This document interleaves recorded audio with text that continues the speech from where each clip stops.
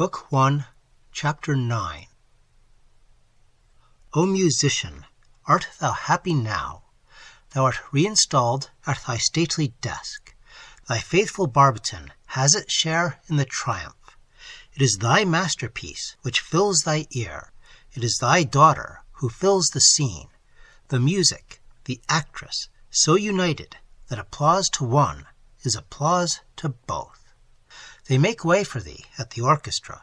They no longer jeer and wink when, with a fierce fondness, thou dost caress thy familiar, that plains and wails and chides and growls under thy remorseless hand. They understand now how irregular is ever the symmetry of real genius. The inequalities of its surface make the moon luminous to man. Giovanni Paisiello, maestro di capella, if thy gentle soul could know envy, thou must sicken to see thy Elfrida and thy Pirro laid aside, and all Naples turned fanatic to the siren, at whose measures shook querulously thy gentle head. But thou, Paisiello, calm in the long prosperity of fame, knowest that the new will have its day, and comfortest thyself that the Elfrida and the Pirro will live forever. Perhaps a mistake, but it is by such mistakes that true genius conquers envy. To be immortal, says Schiller, live in the whole. To be superior to the hour, live in thy self-esteem. The audience now would give their ears for those variations and flights they were once wont to hiss. No, Pisani has been 2/3 of a life at silent work on his masterpiece. There is nothing he can add to that. However, he might have sought to improve on the masterpieces of others. Is not this common? The least little critic, in reviewing some work of art, will say, pity this and pity that. This should have been altered, that omitted. Yea, with his wiry fiddle-string will he creak out his accursed variations. But let him sit down and compose himself. He sees no improvement in variations then. Every man can control his fiddle when it is his own work, with which its vagaries would play the devil. And Viola is the idol, the theme of Naples. She is the spoiled Sultana of the boards. To spoil her acting may be easy enough.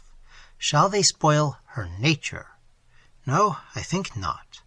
There, at home, she is still good and simple. And there, under the awning by the doorway, there she still sits, divinely musing. How often, crook-trunked trees, she looks to thy green boughs. How often, like thee, in her dreams and fancies, does she struggle for the light. Not the light of the stage lamps. Pooh, child. Be contented with the lamps, even with the rushlights.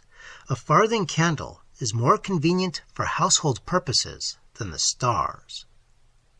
Weeks passed, and the stranger did not reappear.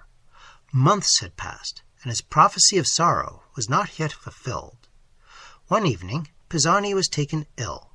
His success had brought on the long-neglected composer pressing applications for concerti and sonata, adapted to his more peculiar science on the violin. He had been employed for some weeks, day and night, on a piece in which he hoped to excel himself. He took, as usual, one of those seemingly impracticable subjects which it was his pride to subject to the expressive powers of his art. The terrible legend connected with the transformation of Philomel. The pantomime of sound opened with the gay merriment of a feast. The monarch of Thrace at his banquet. A sudden discord blazed through the joyous notes. The strings seemed to screech with horror. The king learns the murder of his son by the hands of the avenging sisters. Swift rage the chords through the passions of fear, of horror, of fury, and dismay. The father pursues the sisters. Hark, what changes the dread, the discord, into that long, silvery, mournful music. The transformation is completed, and Philomel, now the nightingale, pours from the myrtle bough the full, liquid, subduing notes that are to tell evermore to the world the history of her woes and wrongs. Now, It was in the midst of this complicated and difficult attempt that the health of the overtasked musician, excited alike by past triumph and new ambition, suddenly gave way. He was taken ill at night. The next morning the doctor pronounced that his disease was a malignant and infectious fever. His wife and Viola shared in their tender watch, but soon that task was left to the last alone. The Signora Pisani caught the infection, and in a few hours was even in a state more alarming than that of her husband. The Neapolitans, in common with the inhabitants of all warm climates, are apt to become selfish and brutal in their dread of infectious disorders. Gianetta herself pretended to be ill to avoid the sick chamber. The whole labor of love and sorrow fell on Viola. It was a terrible trial. I am willing to hurry over the details. The wife died first. One day, a little before sunset, Pisani woke partially recovered from the delirium which had preyed upon him, with few intervals, since the second day of the disease, and casting about him his dizzy and feeble eyes, he recognized Viola and smiled. He faltered her name as he rose and stretched his arms. She fell upon his breast and strove to suppress her tears. "Thy mother," he said, "does she sleep?" "She sleeps, ah yes," and the tears gushed forth. "I thought, I know not what I have thought. But do not weep. I shall be well now, quite well. She will come to me when she wakes, will she?" Viola could not speak, but she busied herself in pouring forth an anodyne, which she had been directed to give the sufferer as soon as the delirium should cease. The doctor had told her, too, to send for him the instant so important a change should occur. She went to the door and called to the woman who, during Gianetta's pretended illness, had been induced to supply her place. But the hireling answered not. She flew through the chambers to search for her in vain. The hireling had caught Gianetta's fears and vanished. What was to be done? The case was urgent. The doctor had declared not a moment should be lost in obtaining his attendance. She must leave her father. She must go herself. She crept back into the room. The anodyne seemed already to have taken benign effect. The patient's eyes were closed, and he breathed regularly, as in sleep. She stole away, threw her veil over her face, and hurried from the house. Now the anodyne had not produced the effect which it appeared to have done.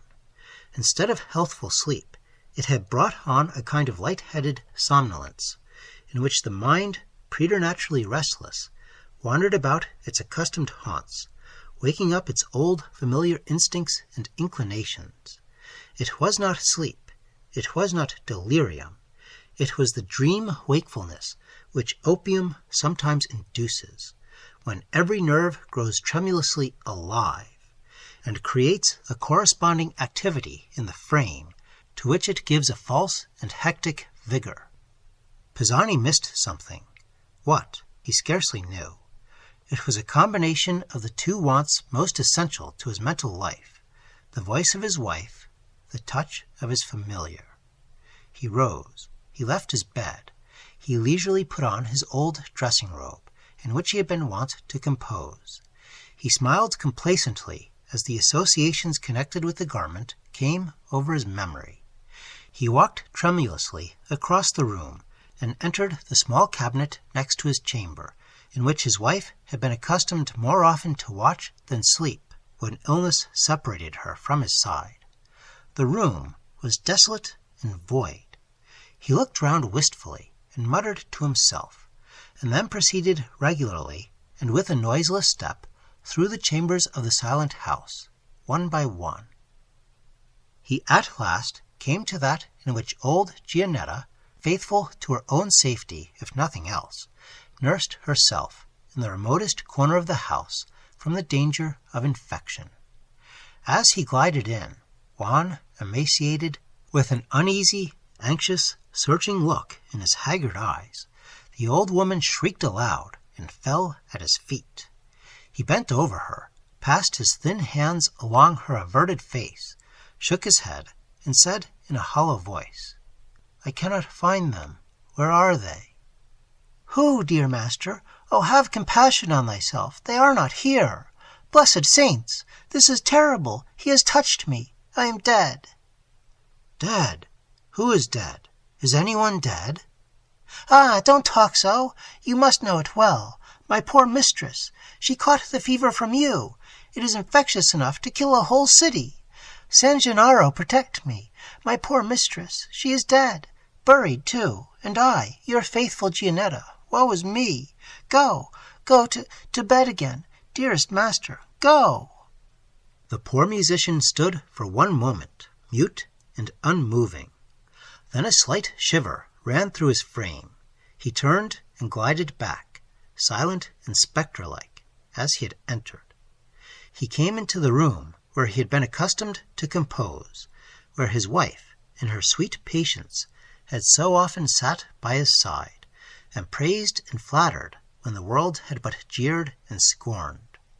In one corner he found the laurel wreath she had placed on his brows that happy night of fame and triumph, and near it, half hid by her mantilla, lay in its case the neglected instrument. Viola was not long gone. She had found the physician. She returned with him, and as they gained the threshold, they heard a strain of music from within, a strain of piercing, heart-rending anguish. It was not like some senseless instrument, mechanical in its obedience to a human hand. It was as some spirit calling, in wail and agony, from the forlorn shades, to the angels it beheld afar beyond the eternal gulf. They exchanged glances of dismay. They hurried into the house. They hastened into the room. Pisani turned, and his look, full of ghastly intelligence and stern command, awed them back. The black mantilla, the faded laurel leaf, lay there before him. Viola's heart guessed all at a single glance. She sprung to his knees. She clasped them. "Father, father, I am left thee still." The wail ceased. The note changed. With a confused association, half of the man, half of the artist, the anguish, still a melody, was connected with sweeter sounds and thoughts. The nightingale had escaped the pursuit. Soft, airy, bird-like, thrilled the delicious notes a moment, and then died away. The instrument fell to the floor, and its chords snapped. You heard that sound through the silence. The artist looked on his kneeling child, and then on the broken chords. "Bury me by her side," he said, in a very calm, low voice, "and that by mine." And with these words his whole frame became rigid, as if turned to stone. The last change passed over his face. He fell to the ground, sudden and heavy. The chords there, too, the chords of the human instrument, were snapped asunder. As he fell, his robe brushed the laurel wreath, and that fell also, near but not in reach of the dead man's nerveless hand. Broken instrument, broken heart, withered laurel wreath. The setting sun through the vine-clad lattice streamed on all. So smiles the eternal nature on the wrecks of all that make life glorious, and not a sun that sets not somewhere on the silenced music, on the faded laurel.